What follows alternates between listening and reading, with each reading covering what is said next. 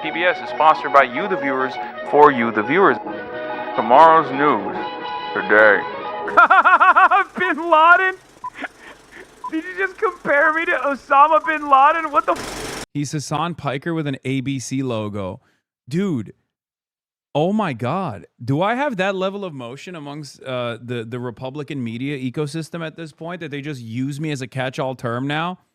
You're being a real Hasan Piker right now? That's what they're doing now? Oh my God. I'm a substitute term for evil? I mean, I take this responsibility seriously. The level of motion I have now is undefeated, is unstoppable. This is an example of Fox randomly saying your name in every segment they do now.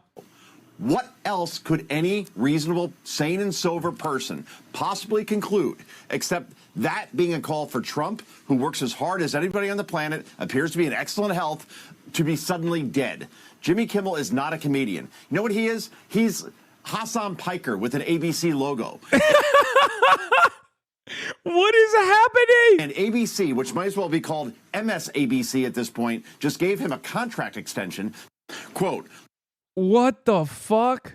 look at It's just, it sucks that like the reason why they've turned me into this like evil deity is because of Israel. So none of those like liberals will ever turn around and make jokes because they also have to present me as this like untouchable figure. Because if this was over me saying like the Republicans are terrorists or whatever, then yeah, liberals don't care about that. They agree with it. They would have no issues with it. But like a lot of the prominent fixtures in liberal media also have a similar attitude about Israel that like Fox News has.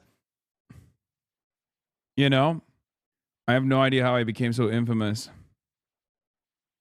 amongst Fox News boomers that they're now using substitute for evil. This completely defangs all your low-level haters. They must be fuming. Now they have a Nick Fuentes doesn't read as subversive when attacking you. He's just another shill in the chorus. Yeah, I mean, it's true. It's true. Radical Pikerist Raphael Warnock. Yeah. He's a real Hasan Piker, this guy. Shout out to FD for this brief edit of you. Your subreddit is good sometimes. What is this? Have I seen this before? Is this something I've seen already? Accountable, such as Hasan, the biggest person in the creation space. Hasan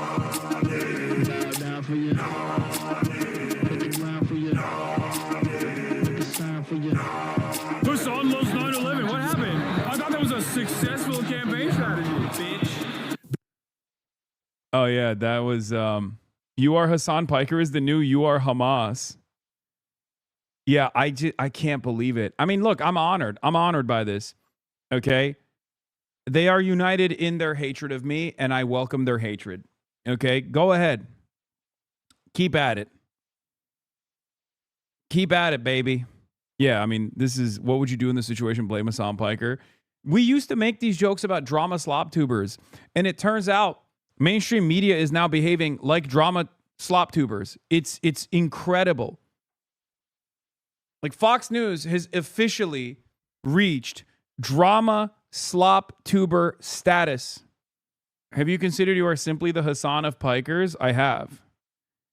Look, man, these guys are real villains, right? I must be doing something right. You got 220K views on your Bilibili comments on you being white Chinese. He really loves Bilibili. This Chinese tunic suit looks very handsome. The end result of this kind of media bliss just means you become as popular as AOC. I mean, we'll see. We'll see what happens. I recognize what's going on, though. It's not. It's definitely creating a unique danger in my immediate life. Van Jones did a 10-minute hit piece on me. I know. Van, dead Gaza baby Jones. Yeah. Omar Badar has already responded to some of this. Gaslighting alert. The Israeli government systematically targets women and children in its genocide, kidnaps thousands of Palestinian civilians in dungeons without charge or trial, and uses rape as a weapon against Palestinian men, women, and children. So why does Vance support it? Well, we know why he supports it. Rick Scott posted you again. Wait, I saw this. I quote retweeted this already. Ro Khanna was asked once again about appearances that he has made with me.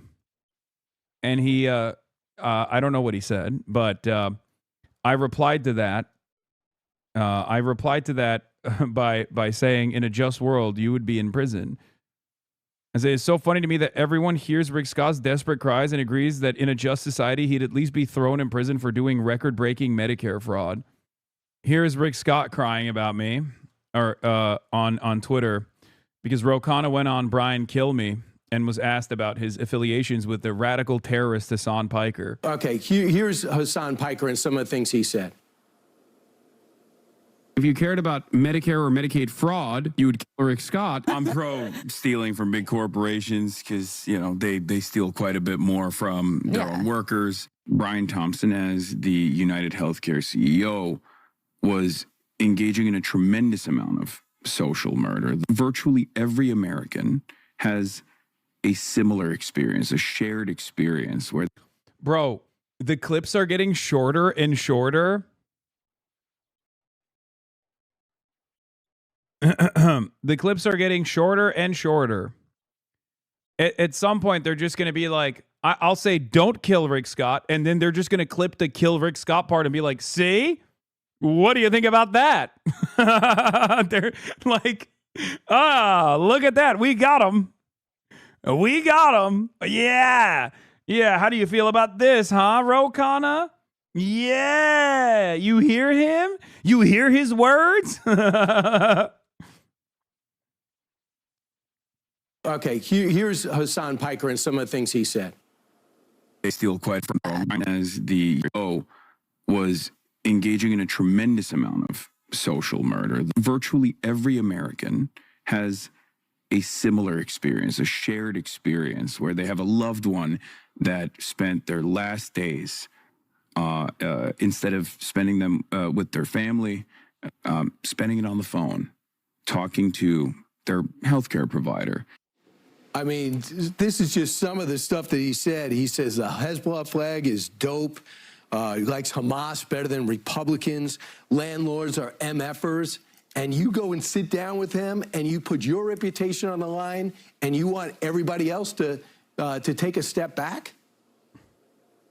Well, Brian, because I have said that Hamas is a terrorist organization, Hezbollah is a terrorist organization. I was one of the first people who condemned the executive. But millions of people follow Hasan Piker. Why? Because he's speaking about some of the frustrations. He's speaking about the fact that people don't have health care in America.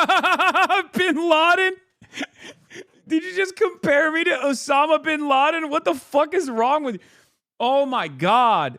The level of Islamophobia, bitch. That's crazy. That's crazy, man. What the fuck is this comparison? Bin Laden?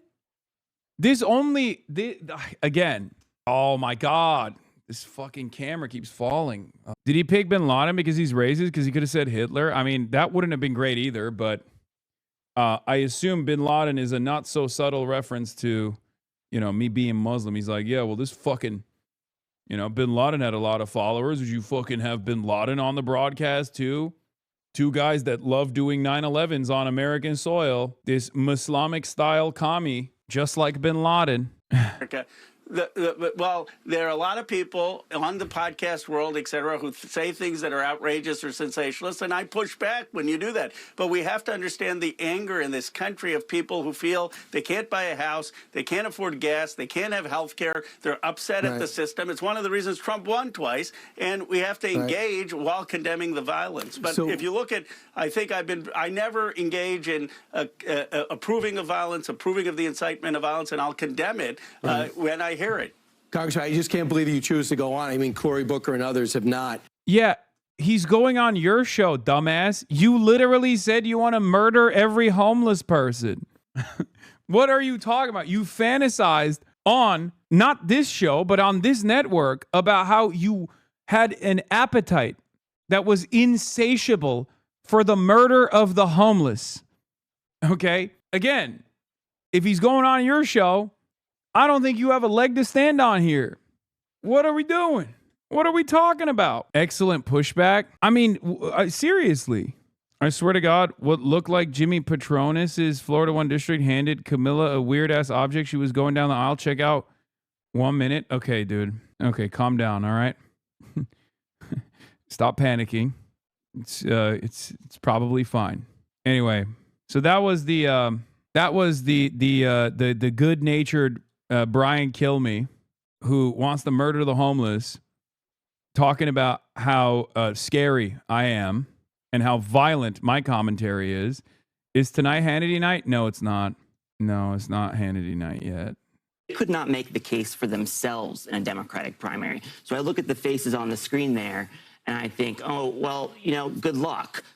Joe Biden, it took him a couple contests, but in the end, the voters of the Democratic Party just want normal, common sense representation. And I think that's why they went with Biden. That's why we traditionally do go with a more mainstream candidate. I won't say moderate, but I'll say mainstream.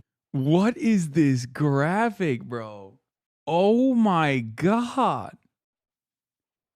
Oh my God. What the hell is happening, bro? Mainstream candidate. And I believe that Democrats will do the same. So maybe the voters are there. Yeah. But this man Hasan Piker, has been embraced by the New York Times, by sort of like the elites in the party in some way. And I think, tell me if I'm wrong, they're doing this because they understood the impact of the manosphere, the male podcast world really helped President. By the way, it is really funny because this is exactly what liberal media did for years and years to the manosphere, constantly complaining about them, demanding that Democrats don't actually touch the manosphere with a 10-foot pole, and constantly chirping about it. Now, of course, there's plenty of things that members of the manosphere have said that are unbelievably repulsive in comparison to like clips that they take of me out of context to be like, oh, see, Hasan is doing systemic analysis. Clearly, that means it's an endorsement of mass theft and bloody murder in the streets. Like all this stuff is exactly what liberals did for the longest fucking time. And then they learned, I think, from that lesson that they can't just like avoid these independent circles, right? They can't avoid these independent media outlets because that's where the eyeballs are. President Trump, and they think maybe. But I don't have an issue with this graphic because these are some of the best. These are some of the best politicians in the country right now, with the exception of these last two, right? Who said they'd be willing to appear on my live stream. Again, no invites have been sent out except for Gavin Newsom. But like here, let's cut this part out. But yeah, like look at this. Does Hasan follow the Dre dossier at Substack.com? No. Also, it's fucked up that Ilhan Omar is not on this list. This list is also international. Leader of the LFI, Jean-Luc Mélenchon, is a member of this list. Zach Polanski, the head of the Green Party, is a member on this list as well. I say this is a pretty fucking solid list. Yanis Varoufakis, Keith Ellison, there's more.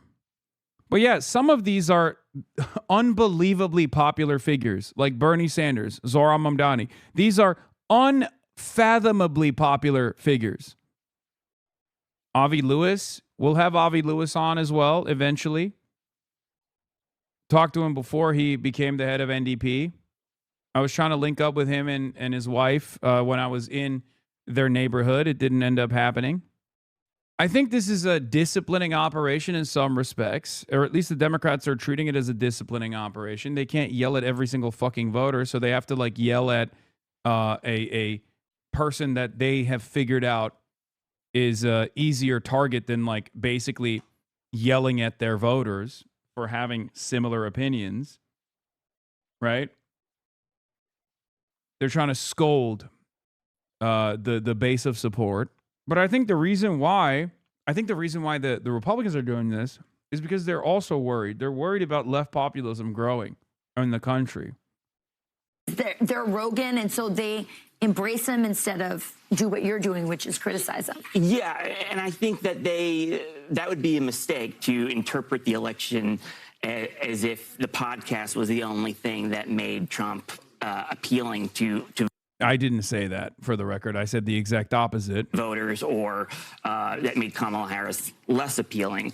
It's not that podcasts were the secret sauce. It was that Trump made himself available and accessible to everyone. He held press conferences. You talked about it earlier in your show. Yeah. His accessibility, it took 2 months before Kamala Harris could even do a press interview. Right. And that's what killed her. It was the appearance and the perception that she was hiding something. And so the New York Times, by platforming people like that, I'm a little shocked because I read the New York Times. I'm one of those Democrats who still admires the Times and reads it and respects it. But I don't understand the platforming or why somebody like that is worth the platform of the New York Times. Yeah, well, we'll see what happens here, but it is an interesting development. We'll see if the common sense Democrat. I mean, yeah, you're on fucking Fox News agreeing with Fox News. If you are a Democratic Party consultant in any way, shape, or form, you should not find yourself on Fox News agreeing with Fox News at all. Yeah, by the way, this is now the third or fourth poll showing Abdul making demonstrable gains in the wake of the Epic Hasan freakout. He still has a long way to go, but it was clearly a blunder on the part of the establishment and one that could gain permanently Abdul massive attentional strength. U.S. Senate Michigan Democratic primary polling average from race to the White House, 428, 2026. Abdul El-Sayed at 23.3. Mallory McMorrow at 21.3. Abdul El-Sayed taking the lead here on this poll. Okay. Abdul El-Sayed also just secured the endorsement of the National Nurses United, 225,000 members. He's the only Michigan Senate Dem backing Medicare for all. Elites have done the Streisand effect so many times that it beggars the imagination that they still believe the strat works. I think it would have worked. Here's how it would have worked, okay? I'll be very honest with you. If after this like wave of negative fake controversy, I, hid away and the only information you could find on me wasn't my past library of commentary, but instead what people have said about me, right? But that's not how that works because I'm a media figure myself. Then it would have worked. If I was a, student protester that they were disparaging this aggressively, then yes, it would have worked because student protesters on college campuses don't have major media platforms. They can't defend themselves. That's number one. Number two, it also would have been effective if Abdul El-Sayed or numerous other figures that I've appeared with backed away and were like, I'm so sorry that we did this. That would have been somewhat annoying for me to deal with, but it also would have made them look bad. Not because I have like a large audience of like sycophants who would have punished these candidates or anything like that, right? But the reason why that would have looked bad is because then they would have admitted guilt for no fucking reason, okay? It would have made them look weak. It would have made them admit guilt for no real reason, and it would have become a real controversy. But it's not a real controversy. It's one that just invites more attention to the candidates now who can just stand on their principles and say, look, I have a principled stance I'm not inconsistent on this, that I'll go to anyone and talk to anyone, right? Two, these are some of the issues that I care about. He aligns with me on those issues. I agree with him on, some of the things. I disagree with him on others. Who cares? It shows that you are open-minded. Okay? And last but not least, they're not backing down from cynical lines of attack. It's good. Them not distancing themselves also gives the freedom to other progressive Dems to say, nah, fuck that. I'm not stepping away. Exactly. In any case, let's get to Fox News now complaining about liberals engaging in conspiracy theories. Tomorrow's news today.